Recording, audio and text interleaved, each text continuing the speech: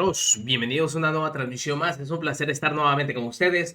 Servidor Edwin Rodríguez, transmitiéndoles desde el día de hoy. Nos encontramos ya a martes 27 de febrero del 2024. Si nos estás viendo por primera vez, muchísimas gracias por tu tiempo y por tu espacio. Solamente pedimos el apoyo con la suscripción para que cada día podamos ser más en esta gran familia. Señores, vamos de lleno a la información, porque ¿quién dijo miedo? Simplemente son tiempos que se utilizan en la política y sobre todo en una campaña que va a iniciar este viernes. La doctora Claudia Sheinbaum, antes de que inicien de manera formal el viernes estas campañas, ya empezó a salir a dar entrevistas y lo hace en Radio Fórmula. ¿Quién dijo miedo? Así es como la doctora Claudia Sheinbaum tiene esta entrevista con Juan Becerra Acosta, en el que habla sobre todo lo que se va a venir en esta campaña. Una campaña que sabemos va a ser muy dura, llena de descalificaciones por parte de la oposición, que es lo único que les queda. Guerras constantes en redes sociales, metiéndole billete a discreción, y ojalá el INE, haga una fiscalización de todos los recursos que se están desviando ahí, porque no sale gratis, ¿eh? Y pruebas, pues pruebas ya hay muchas. ¿Qué más quieren? De veras, ¿eh? ¿Qué más quieren? Pero vamos a ver, y no hay que olvidar que a Morena le bajaron a 2 candidatos, también por el tema de los recursos. Y no nos vamos a ir muy lejos, fueron simplemente por la cantidad de 12,000 pesos y 18,000 pesos, si no mal recuerdo. Y fue a Félix Salgado Macedonio y a Raúl Morón. A ellos dos los hizo a un lado por el tema de la fiscalización. Pero bueno, una de las primeras entrevistas que da la doctora Claudia Sheinbaum antes de iniciar la campaña la dio en Radio Fórmula y fue de esta manera. ¿Ustedes qué opinan? Que sea precandidata, porque me parece que aún es el Toda, término oficial, ya soy candidata. Ya en el INE, estamos ya en intercampaña, pero ya soy candidata que sea formal. usted candidata a la Cuarta Transformación, no es casualidad, a usted no la puso nadie, no la puso un señor, no la puso un dedo. Fue una encuesta. Pero fue una encuesta que tiene como resultado una trayectoria. Pues sí, la verdad, a ver, yo nunca pensé que iba a ser candidata a la presidencia de la República. Yo creo que eso es interesante, ¿no? Porque la vida me fue, la verdad, realmente hace poco, en el 22, porque ni siquiera como jefa de gobierno.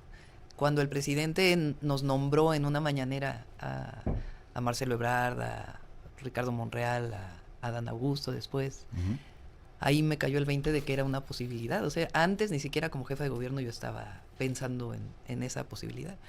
Pero en efecto, pues tengo muchos años, al mismo tiempo que me dediqué a la academia, de servidora pública y también pues luchando por la democracia, la transformación y la justicia en nuestro país. Es que son muchas las batallas que usted ha entablado, no solo en la academia o no solo como gobernante, sino también luchas sociales. Tiene usted una trayectoria, doctora, ¿y por dónde le gustaría empezar a conversar sobre esta trayectoria? ¿La prepa? ¿La secundaria? Sí, a ver, yo estudié en el CCH Sur y bueno, te voy a decir, o les voy a decir, la primera marcha en la que participé tenía yo creo que 11 años, o 10 años tal vez. ¿La primaria? Sí, en la primaria, porque se hizo una marcha contra la guerra de Vietnam. Entonces esa fue la primera vez, pero obviamente era una niña y habíamos muchos niños que estábamos ahí. Pero sí sabíamos pues que era contra la guerra, ¿no? Porque fue en la construcción de la paz. Pero realmente la primera vez que yo participé fue a los 15 años, cuando entré al CCH Sur, porque entonces no había tantas preparatorias como ahora. Y había un movimiento de rechazados que se daba cada vez que había el examen de admisión, que decían quién había entrado, y había muchísimos jóvenes que no podían entrar a la preparatoria. Y entonces mi pregunta fue, ¿cómo es que yo entré y tantos jóvenes no entraron? Entonces, aún cuando había entrado, pues me involucré apoyando a los jóvenes que no habían entrado a la universidad. Esa fue la primera vez. La primera de muchas. Recuerdo una sobre la gratuidad de la UNAM, doctora. Sí, eso ya fue después. Sí, ya. Yo estudié, terminé el CCH, después hice la carrera de física. Y ahí en la Facultad de Ciencias, que éramos muy participativos en la facultad, vino un movimiento en contra de reformas que hizo un rector, el rector Carpizo, que en realidad era una ola de reformas que venían con el inicio del neoliberalismo. Estamos hablando del 86-87. Doctora, que continúa la transformación. Usted llega a la presidencia de la República, seguirá construyendo la Cuarta Transformación del país. ¿En qué se diferenciará de la administración del presidente López Obrador o incluso de él mismo? Bueno, bueno, son dos periodos distintos. A ver, de él mismo, pues digo, él es hombre, nació en Macuspana, Tabasco, habla, a veces se come las heces porque habla como tabasqueño. Y en mi caso, pues nací en la Ciudad de México, yo estudié ciencia, él estudió ciencia política, y eso pues ya marca diferencias, somos de una generación también distinta, pero hay algo que nos une, que son los principios por los cuales luchamos, y son principios que venimos desde hace mucho tiempo luchando por ellos, son principios en donde haya más justicia, más libertades, más democracia. Fíjate, ahora la oposición, la derecha quiere apropiarse de estos conceptos, democracia, libertades, y en realidad esos conceptos vienen de quien hemos luchado históricamente más ahora en la Cuarta Transformación. La democracia, pues como decíamos hace un rato, la democracia electoral no se ganó nada más, hubo fraudes electorales en el 88 contra el ingeniero Cuauhtémoc Cárdenas, en el 2006 contra el presidente López Obrador, en el 2012 una compra de votos masiva, y en el 2018 porque el pueblo dijo, no, ya basta, hay que participar de una manera mucho más masiva. Las libertades, a ver, no se permitía la libertad de manifestación con los gobiernos del PRI. La reprimían. El solo desafuero fue una forma de represión, de que no se quería que participara alguien con el que estaban en contra en una elección popular. Las libertades son también nuestra consigna histórica. Nosotros queremos que los mexicanos y las mexicanas seamos libres y que vivamos en un país democrático. Entonces, eso nos tiene que alegrar, porque cada vez va a haber más democracia y más libertades. Y al mismo tiempo va a haber justicia social, que es el gran tema que el neoliberalismo echó para atrás. La justicia social convirtió derechos en privilegios, derechos en mercancías, hizo que el recurso público se utilizara para incrementar el gobierno, imagínate, en nuestro país. Calderón y Fox vivieron épocas en donde el precio del petróleo era muy alto. Fox tuvo 3.2 millones de barriles de producción de petróleo diarias. ¿Y qué te recuerdas tú que hizo Fox? ¿O que hizo Calderón en una obra pública, así como el Tren Maya o pues una barda, ¿no? Una barda. Sí, me acuerdo de la barda. Calderón, exactamente. Sí, me acuerdo de la barda. Doctora, ¿pendientes todavía de la Cuarta Transformación? Sí, hace falta todavía, pues en 6 años no se puede hacer todo, ¿verdad? Más después de 36 años de neoliberalismo. ¿Se están construyendo los cimientos? Sí, bueno, se han construido cimientos y un primer piso, por eso yo digo que vamos al segundo piso. ¿Y de qué se trata? Pues de que siga habiendo recursos públicos para obra pública estratégica, que... Hago un alto aquí porque simplemente se ve que hay una buena estrategia, y no de ahorita de la doctora Claudia Sheinbaum, por ende desde que inició el presidente de la República, porque cuando él comenzó con su gobierno, dijo que él iba a sentar las bases, y lo está haciendo, lo hizo. Aparte de ver simplemente, como bien comentó con Juan Becerra, cómo a raíz de todo esto, al menos en esta administración, hemos visto construcción de obras emblemáticas, cuando en varios sexenios no vimos una sola, que pudiera llamar la atención o que traiga una derrama económica, pero ellos se la pasan atacándolas. De igual forma, y bien lo plantea, se trata del segundo piso de la transformación, porque una vez sentadas las bases, hecho el primer piso, viene el segundo piso. Se merece tener una continuidad de este país para que veamos realmente los resultados y no regresar al pasado, porque obviamente, ¿qué es lo que va a hacer la derecha al regresar? Acabar con todo lo que ya se avanzó, y ahí se les va a ir su sexenio. O sea que nos van a dar en la torre, créanme, y todos lo sabemos.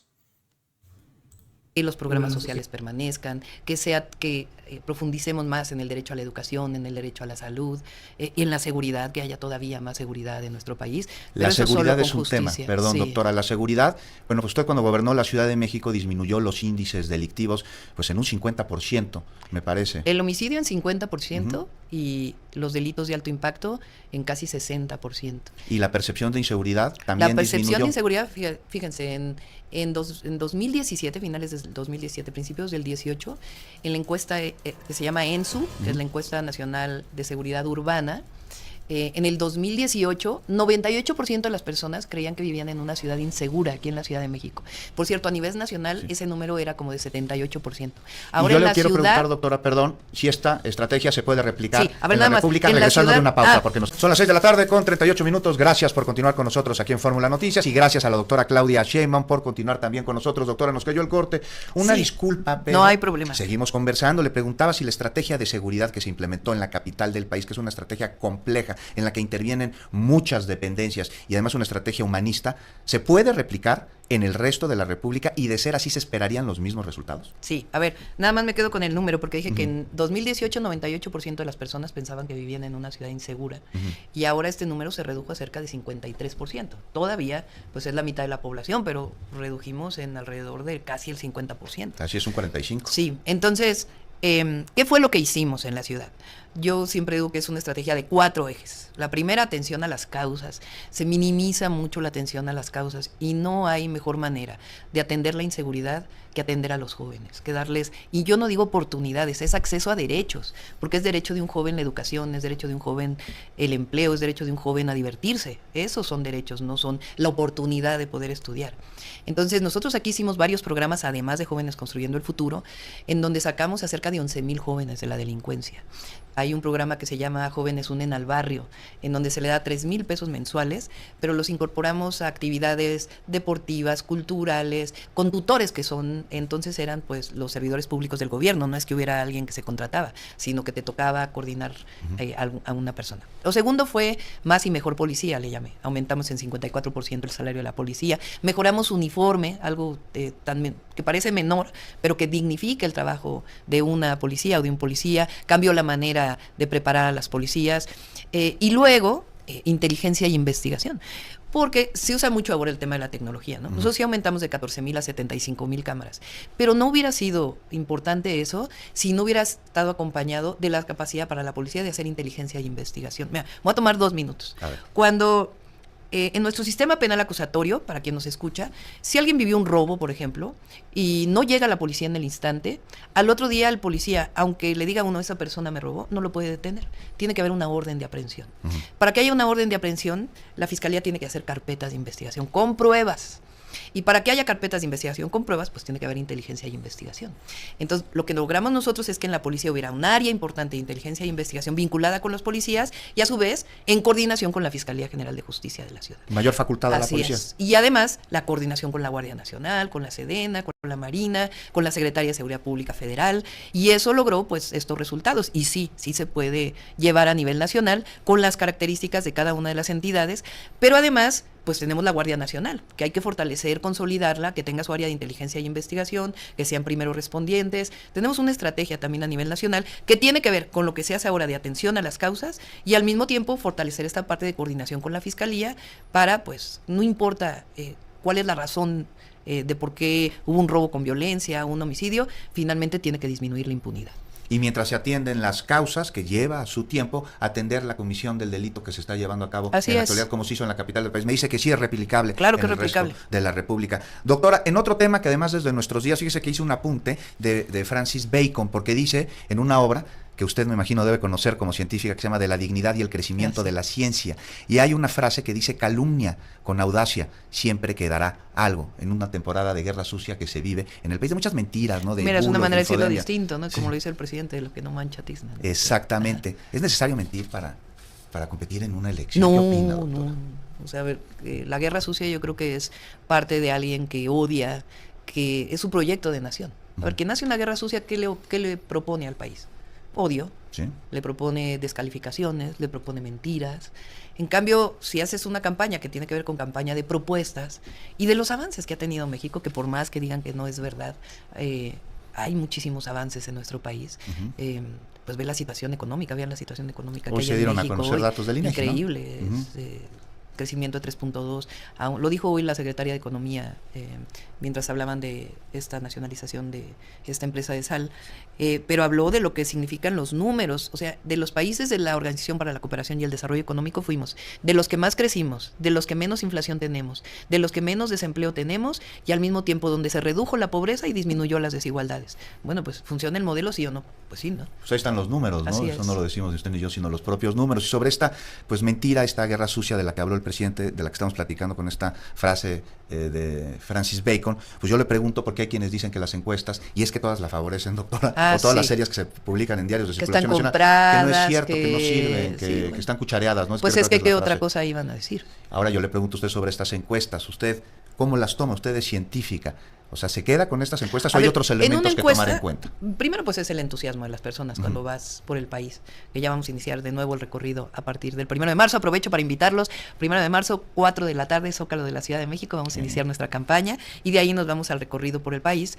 Y, a ver, las encuestas, ¿qué hay que ver en las encuestas? La metodología. Primero, pues, ¿quién la realiza? Y segundo, la metodología. Hay encuestas que tú te fijas en la metodología y dicen, encuesta telefónica, 400 encuestas.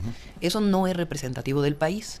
Cuando son encuestas casa por casa y al menos hay 1,200 preguntas, encuestas que se hayan hecho, entonces comienza a ser representativa con un más o menos 3% de margen de error. Así es, entonces pues esas encuestas que tienen esta metodología sí son representativas, si no son sondeos u otro tipo de No, por eso digo hay que ver Ahora, cuál ¿usted es la confía en ellas? metodología. ¿Confía en las encuestas que se están A ver, dando yo confío en conocer? el pueblo de México. Eso. También, pues, del proyecto, cómo continúa. Pero antes, el territorio, me estoy diciendo usted, y el territorio, pues, más emblemático del país tal vez sea la Plaza de la Constitución o Así el es, Zócalo el Capitalino. Zócalo que Capitalino. Así le decimos, no es el corazón de la capital, que no ha sucedido ahí, y ahí inicia usted su campaña el próximo viernes en la tarde. Normalmente las campañas cierran ahí. en los Zócalos. Ahora decidimos Usted abrir la campaña. ¿Qué hay después del Zócalo, entonces? Después del Zócalo me voy a Ciudad Juárez. Ujú. Y después ves que hay otras entidades de la República que tienen también elección de gobernador o jefa de gobierno. Entonces voy a estar acompañando también a nuestros compañeros que están de candidatos. Aquí en la ciudad también voy a dar la vuelta con Clara Brugada. Y vamos muy bien en todas las entidades de la República. Entonces inicia la campaña en el alegría, Zócalo con entusiasmo, alegría. ¿Con la familia, doctora? Bien, muy bien, pues tú ¿Pero sabes van que a me ir? casé hace poco. Yo lo sé, muchas felicidades, Gracias. doctora. ¿Cómo le hace con la familia? Porque usted, Pues son académica, muy- gobernante, sí. candidata, con esposo, con hijos, con nieto. Bueno, ¿Cómo le afortunadamente hace? mis hijos. Creo que quedó más que claro que se va a plantear una campaña llena de propuestas sin descalificaciones y que espera que del otro lado sea lo mismo, porque simplemente se abonan como lo que estamos viendo ahorita en la intercampaña a base de guerra sucia. Tiene toda la razón la doctora Claudia Sheinbaum. Simplemente es una parte que se va a dedicar a mentir y que no le va a traer ningún beneficio a México. La experiencia que tiene Claudia Sheinbaum después de haber gobernado la Ciudad de México, la verdad, la pone en una situación de mucha ventaja, porque trajo muy buenos resultados. Lo único que quieren estarla manchando, porque lo hemos visto, es sobre lo ocurrido en la línea 12. Es lo único. Y es en lo que se van a estar simplemente los señores enfatizando, atacando, pero no hablando del real trabajo que realizó Claudia Sheinbaum, implementando también programas que han ayudado a muchas familias. Las cosas como son. Y la verdad que se nos viene una campaña muy buena. Y la doctora Claudia Sheinbaum va a ir a tapar bocas, porque le dejó un mensajito ahí a Xóchitl Gálvez. Ya bájale a la guerra sucia y pónganse a dar propuestas. Nos vemos, señores, que sigan pasando un excelente día. Servidor Rodríguez transmitiéndoles desde su canal. Recuerden, la información está ahí y depende de todos nosotros el pregonarla. Nos vemos en una siguiente emisión.